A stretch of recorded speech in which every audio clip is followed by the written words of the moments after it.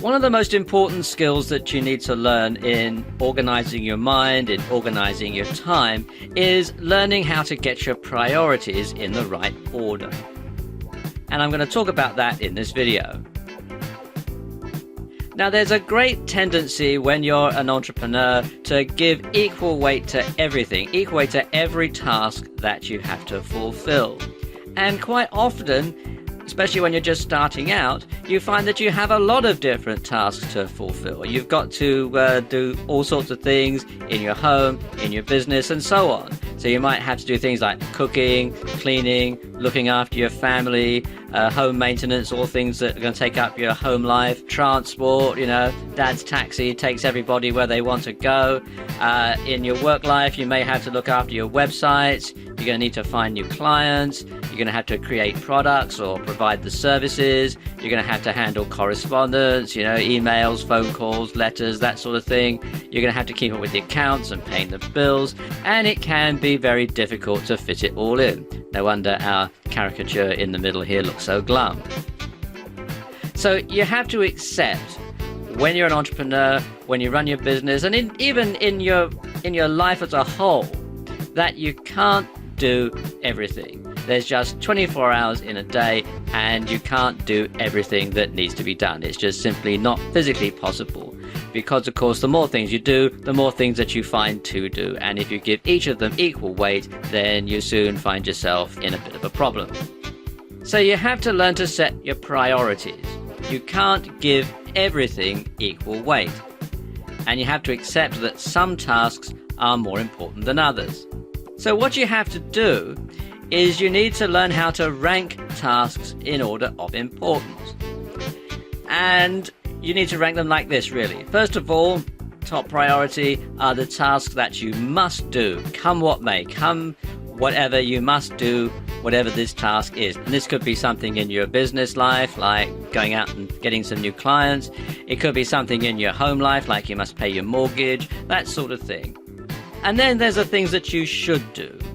And these are the things that you should do, and you're going to try your darndest to, but you can't 100% guarantee that you're going to be able to do it because they don't have as high a priority as the things that you must do. And then there's the things that you could do, if there's time. Otherwise, it's no big deal. And then there's the stuff that you can't do.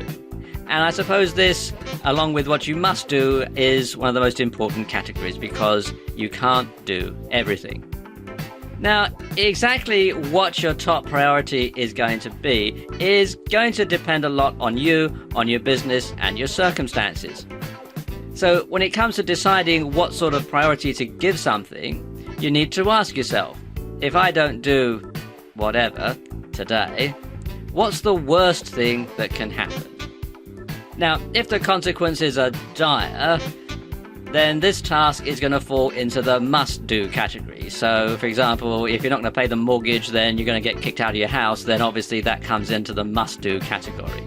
If the consequences are inconvenient, then this task will fall into the should-do category. You should do it, you should try and do it, but if you don't, well, there'll be problems, but it won't be a really serious problem.